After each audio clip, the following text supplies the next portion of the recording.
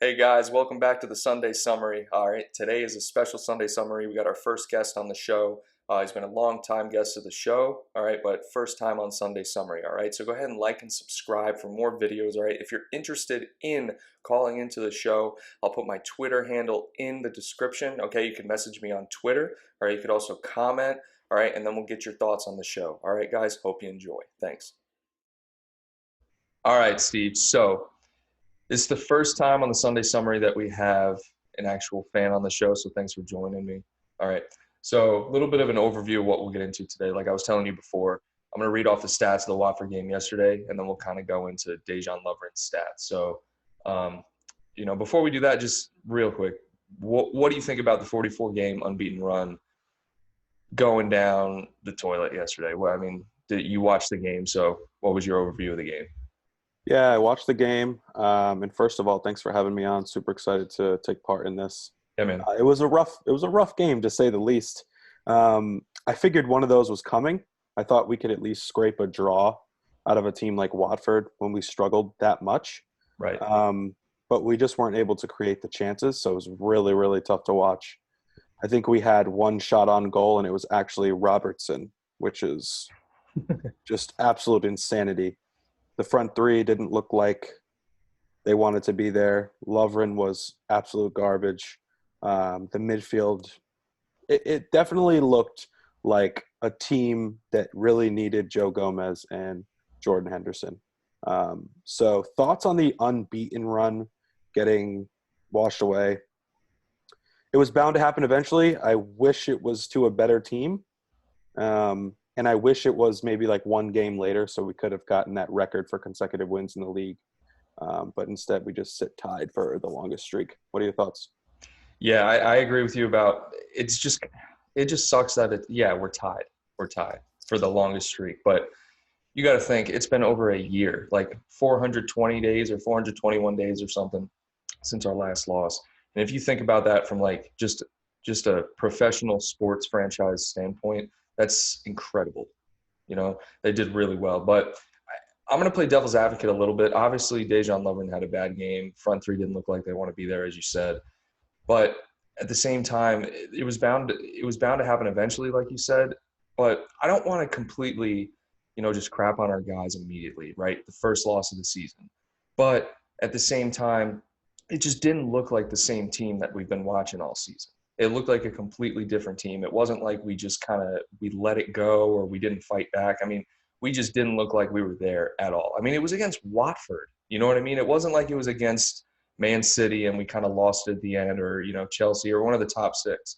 I don't know, it just didn't fit. So one thing I put out on my Twitter for the account the other day, I was thinking, I know you may have saw it on social media, but there was talks about the whole coronavirus, and then if the coronavirus like actually stopped play because it was such an epidemic in Europe, that they would not guarantee Liverpool the title. And I was thinking maybe that had an impact on the players. And I'm just thinking from a psychological standpoint, what do you think about that? Because that news came out after the West Ham game. I did see that news. I mean, it's possible, Yeah, but but I think Watford's always dangerous, even more so with De La Feu. I hope he's okay.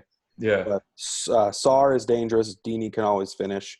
I wouldn't have been surprised if it was like a close game, but the fact that we got destroyed was very, very surprising.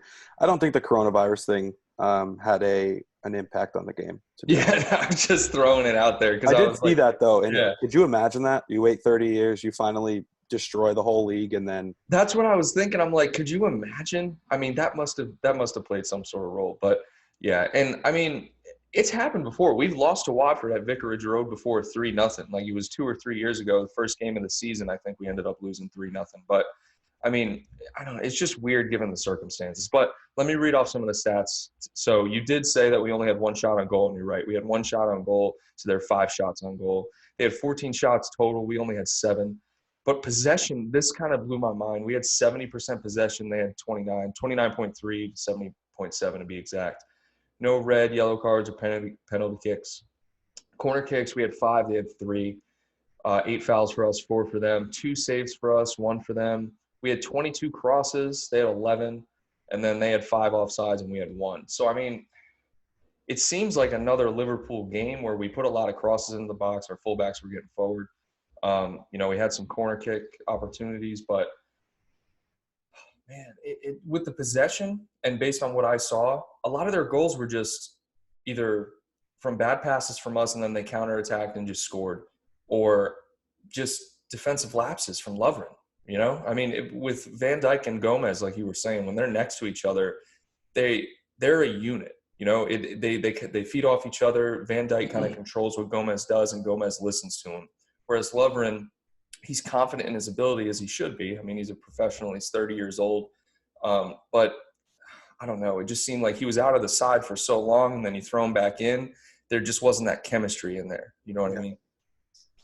Yeah, certainly. I think Lovren has skill and talent, and I think he plays hard, but it's easy to get in his head, and I think that was evident right there in the beginning of the game. I've seen Lovren play at times where I'm like, wow, like he deserves a spot in this team.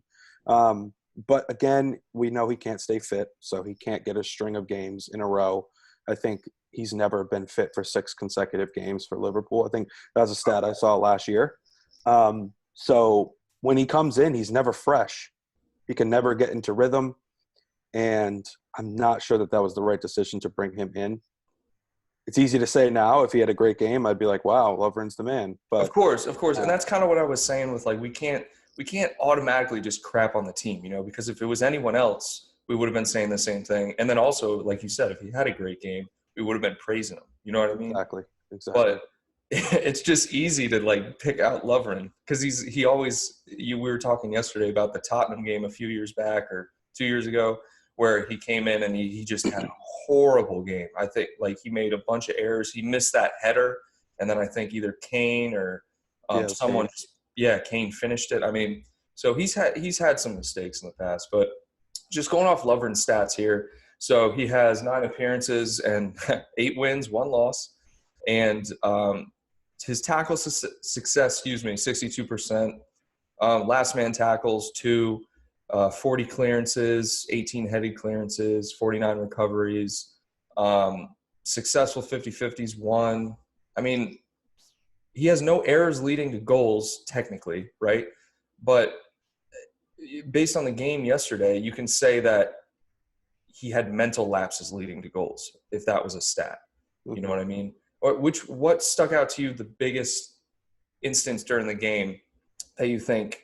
Because the one I remember is the bad pass back to Robertson, and then Van Dijk and Lovren just kind of chasing him down, and I think it was Sarr who finished. I think it was the 3rd goal. I could be wrong, but which one stuck out to you as, like, the worst goal? In terms of just in terms of, like, overall, like, team play, because like I said, the game yesterday, it just didn't seem like it was Liverpool at all. Usually we recover, even if we give the ball up, Van Dijk's back there, and you're not worried because he positions himself so perfectly to handle with all those situations. But it seemed like we were just behind the 8 ball, like on everything. I think Sarr's first goal when Decore got around Van Dijk on the touchline there, and he scooted in front of Robertson, tapped it in. I think that was just a good play. We were sleeping a little bit. Mm-hmm. The other 2 goals were definitely hard to watch, especially the Deeney goal. Mm-hmm. When he was just kind of floating out there in the abyss and just chipped everyone. Alisson was out off his line.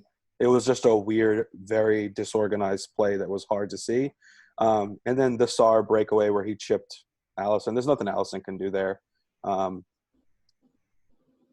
think the worst thing that I saw besides Lovren trying to fight Troy Deeney the whole game rather than play the sport was when Trent made that terrible pass backwards. That was rough. But to his defense, he had to make a decision very quickly, and they were pressing at the right time. So all power to them. Yeah, I agree. I mean, you got to give credit to Watford. They came out and they did play well, but it just doesn't help because, of course, the whole game I'm watching Liverpool. I'm not too focused on what Watford's doing. I'm more concerned with how we're reacting to the game, and it just didn't seem like we were reacting right. But yeah, so I think Lovren's got to go. Yeah, you think so? Yeah, I wouldn't be mad if he never put on another red shirt. and even made the bench. I mean, he's getting older, and Matip just signed the new long-term deal. I think Lovren may be in this may be his final year of the contract. Yeah, we haven't had to complain about Lovren in a while. No. But that's He also hasn't because he played in a never while. plays. Yeah, it's because he never plays. And when he does play, you're not going to be the worst player on the pitch every single day. But for him, when you have those very spare games that you get to play, you just have to be better than that. And he's just not on the level of the other defenders that we have. You could even put Fabinho back there, Henderson back there, and those mistakes are less likely to happen. How many times can you basically be the worst player on the pitch and then the fans can't stand you? How many times can you come back from that? It's happened too often. Like, let's just remove him from the equation and move on. He'll go somewhere else. He'll get games, maybe the Bundesliga or Italy with a middle of the road side, and I'm sure he'll do just fine. But Liverpool just expects a higher level of consistency. The fans, the coaches, his teammates, and he's just not able to bring that, and he's not able to stay fit. So see you later. So he was linked with Roma during the summer, right? And the news was that Klopp kept him around because they didn't have a senior player. Because, I mean, we do struggle with keeping our center backs fit. I mean, let's look at it. All of our center backs, with the exception of Van Dijk, struggle to stay fit. Gomez always has some sort of ankle injury. Matip struggles with his hamstring and his knee this season. And then Lovren, like you said, he can't string a series of games together. But I think it was the right decision to keep him here because who else were we going to buy that Klopp had to bring in, teach the system to, right, and then also perform at a consistent level? At the very least, at least Lovren knew the system, right?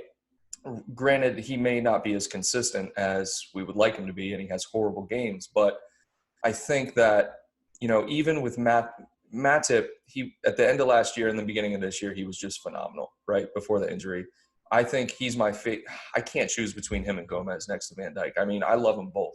But Lovren, I'm just one of those fans where I think about the good games that Lovren's had, and he's had excellent strings of games together next to Van Dijk. I mean, but then again, Van Dijk makes everyone look good.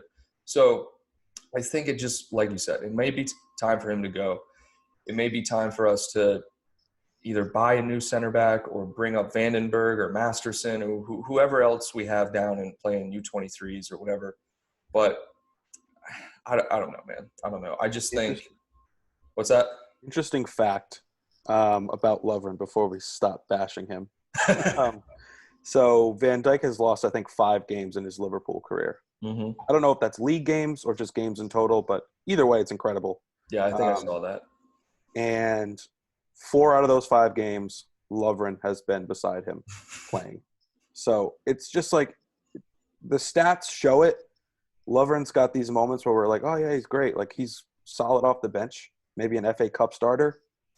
But, like, if you want to win games, you cannot have him in on a regular basis, like, or at all.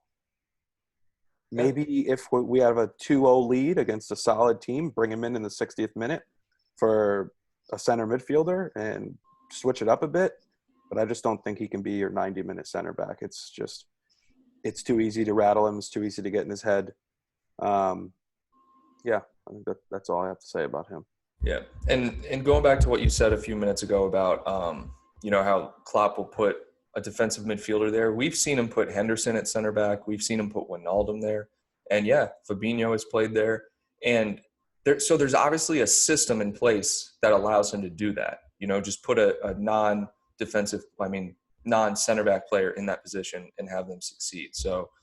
Yeah, maybe it is time for Lovren to go. But see you later. How about everyone else, right? How about everyone else? I thought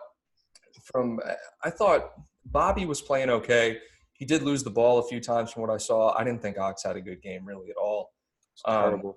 Yeah, I don't know. I don't know what happened. And that's what I'm thinking. That's why I asked about the whole coronavirus thing. Like, there was something psychological in that game. Like, it wasn't – something must have affected the players, but – if we had to pick one, who's your man of the match? Whew. From our team. Probably Van Dijk. Mm-hmm. At times he looked sloppy. I think he got caught out a couple times. But, again, there's no chemistry with Lovren at all. And additionally, if you look at his stats, they looked like a normal Virgil game. Yeah. Yeah, he had all the aerial duels. I think it was like 90% aerial duels. I'm going to pull up those stats right now. There's only so much you can do when you're kind of cleaning up everyone's mess. So if I had to pick one player for man of the match, I guess it would be Van Dijk. Yeah, Van Dijk, I'd agree with that. Yeah, no one else seemed to – I didn't even notice Mane playing, to be honest. And usually he's the first player that you would notice. Let me see if I can find these stats here. Another player I thought played well was Lallana when he came on. He just brought a spark. He was a little creative. He shot a couple times, like just rips from outside the box. He hit the post. Like no one else wanted to do that. And Yeah, I forgot all about that. Yeah, that was pretty close. I think if he would have scored that, maybe it changes the chemistry. I think that was in like the 75th minute. Yeah, I think that was pretty deflating when it bounced off the post for the rest of the guys. But he came in. He was creative. He was attacking. He looked like he wanted to be there. He's taking advantage of his minutes. So I think he deserves a start coming up soon. Yeah. Maybe Maybe, yeah. Considering we're still 22 points clear, and right now you have Man United. You start with Virgil van Dijk. Whoa. Yeah, because you can't have all the fault. Sorry about that. Yeah, no, but I mean, we're still 22 points clear, and we only need 4 more wins. And I mean, I don't see him getting a start, though. You know what I mean? Because who did he come on for? He came on for – I think he came on for Genie. So he came on for Genie. So Klopp was definitely looking for a little more creativity because Genie's more of a, defensive box to box. He doesn't really create. So, but in preseason, in some of the FA Cup games, you saw Lallana was playing the CDM role. Yeah, interesting. Yeah. Point. I just think he's just more like Ox is either on or he's just like, he doesn't like Lallana's just smarter than Ox. He's more creative than Ox. He's a veteran. He plays like a veteran. He's not gonna lose the game for you. He plays really hard as well. He's a good piece to plug in anywhere in the midfield. With Hendo out, I could see him getting some time. Was Keita fit? Yeah, I think Keita's fit because he played the last game against West Ham. I'm curious as to why he didn't get a shout, at least in the second half. Yeah, Klopp, it's really hit or miss with who he goes with because I think Ox and Keita play the same role. So if you have Fabinho and Genie in there, it's really just a toss-up, whoever does well in training that week. But we'll see Keita get time. He usually plays Keita in like the Champions League matches, I feel like. I mean, I don't know. Keita just seems to be a little more creative than Ox. But Ox is just a pure attacker. Because Ox will have a great game where you're just like, wow, this kid's talented. But then again, I'll have a game like yesterday where he's awful. But looking at the games coming up, and Henderson, can't forget, Henderson's still injured with that hamstring. And so the news is that he may be fit for the second leg against Atletico, but I don't think Klopp will just throw him into the side as soon as he's fit. He'll probably sub him on. You know what I mean? Yeah, bring him back soft. Or give him the start because he is captain, and then take him out at 60. If there's one player I would trust to just throw in the side, it'd be Henderson. But I also had a thought last night before you get into the schedule here. I'm pretty sure Milner's fit, right? Yeah, I think so. He brought him in last game. I'm a little curious as to why he wouldn't just plug in Milner where Henderson normally is, and just keep it sort of that same Fabinho, Wijnaldum, and then throw Milner in for Henderson. They're similar players. They're both veterans. They're smart. They're going to play hard. They're going to kind of lock down the middle of the field a bit with Fabinho. Let's look at it this way. I think that's a good point. But there's got to be a point where Klopp starts to integrate the players that he's brought into the midfield for $50 million, £50 million, and tries to make the transition from, the old heads to the younger guys, right? And Milner, don't get me wrong, Milner played a whole season at left back. You know what I mean? The guy is incredible. Every game he may have a game where he's just not that productive, but every game he comes in, he proves that he deserves to be in the team still, even at his age. Yep. And although I think it's a good point, like why wouldn't he just plug him in? I also think there has to be a point where Klopp starts to play these other guys, because there was a point last season in the Champions League where, especially in the group stage, where he was every game he was starting Henderson, Wijnaldum, and Milner every game, and you just don't have any creativity in that midfield whatsoever. You know what I mean? So I think that's what he was looking for. But anyway, coming up, we have Chelsea in the FA Cup on March 3rd. And then we have Bournemouth, Atletico, Everton, Crystal Palace, and then Man City on April 5th. So that Man City game could be the one, man. Because I that's would the fourth one, right? let me see here. So, yeah, Bournemouth, Everton, Palace, Man City. Yeah, so if we win all those three, we could win the league against City, and that would just be fantastic. That would be insane. I just hope they don't beat us before we win it. Like, I want to win that game. Yeah. Because it could just be like I don't know. It would be their Super Bowl, trying to beat us and hesitating the trophy. To be honest, it's not an easy, road to winning the league. If you look at the games, I mean, Bournemouth can give you trouble, but I don't think we'll have any problem with them. But then Merseyside derby at Goodison, Man City game at Man City, Brighton, I think we'll be fine against Brighton. And then Burnley are just – they battle. They're very physical. You have Arsenal. I hate Arsenal. I don't know. And then Chelsea and then Newcastle. So obviously I think we'll get it done. But those are some pretty good sides, that we have to play. But who do you think will give us the biggest – obviously Man City. Who else do you think would give us the biggest issue? Given we just lost 3. Honestly, I think Palace, man. Yeah, I was going to say the same thing. Tough team for us to play against. Zaha always ends up figuring something out. Yeah. But yeah, we'll get it done. 5 games max. Yeah, we'll get it done. All right, man. Any final thoughts? We're not in form at all. That's for sure. Compared to, Liverpool right now is playing like other teams play always. So at least based on the game yesterday. Yeah, absolutely. Yeah. I think the Atletico game was a little deflating because we should at least draw that game. And then struggled with West Ham, was it? Yeah, but I didn't have a problem with that game. I think West Ham with the 2, it was 3-2, I think. And it was one of those games where we battled, you know what I mean? But we did that against Aston Villa. We did it against, Bournemouth. I mean, we had a lot of games like that already. So we shouldn't have given up 2 goals though. I agree with you there. Yeah. We were keeping a string of clean sheets there for a while, and we haven't been. So that's a little concerning. We're not in form. I think we can bounce back. The FA Cup, I don't know if he's going to rest play. I don't know what he's going to do with that. But exciting times ahead. We'll be lifting the trophy before you know it. Hopefully we can turn it around here in these next few games and beat Atletico in the second leg, 2-0, 3-0. Hey, if history tells us anything, it's that it's possible. Absolutely. I mean, everyone talks about, Simeone's teams, they just park the bus. They defend well. They're tough. Like, yes, that's true, but Anfield is just a fortress. Yeah. So we'll see if they're able to bring it. And if they beat us there or they draw us there, then they deserve to go through.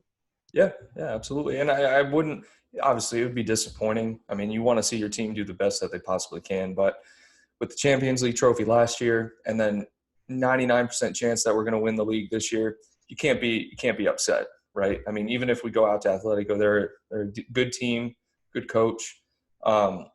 But I just don't think we deserve to lose. So I think you're right. They'll come to Anfield. They'll try to park the bus. But Anfield is just a different beast, man. You saw that against Barcelona. I mean, when was the last time, if ever, Barcelona lost 4-0? You know what I mean? Like, it's just we can beat anyone on any given night at Anfield. It's just absolutely. Yeah. And we saw the FA Cup too. Yeah, that's true. 3 competitions. I would love to see us win 2. We're definitely going to win 1. But if we could win 2, that would be incredible. Absolutely. And I think he'll, like you were saying, I think he'll play the younger guys, keep playing the younger guys in the FA Cup because they've deserved it, right? Yep. They've been playing and performing. So he'll throw Milner in there for sure. Yeah. You think Milner will play? I think Milner is going to play with the young boys. Keep them aligned. And then you think Lovren has been playing at center back, so you think Lovren and then Vandenberg or Oh man, I don't know if Lovren's going to touch the field, man. Matip maybe bring him back. Less intense game. I don't know. Should be interesting. I don't know if he's going to keep the young guys going because this is Chelsea now. Yeah. And where is this, the quarters? 5th round, I think. I don't even know how many rounds there are, to be honest. Yeah, 5th round. Out of how many? No clue. Oh, that doesn't help then. No clue. Those are my thoughts, man. Thanks for having me on. Yeah, no problem. Thanks for coming on, man. And then, and if anyone's interested in calling into the show, message me on Twitter. Okay, my Twitter will be in the description. All right, and then we can do a little dialogue, grow the community. All right. And again, thanks, Steve, for joining me. Appreciate it. Of course, man. Of course. Have a good one. Hey, you too.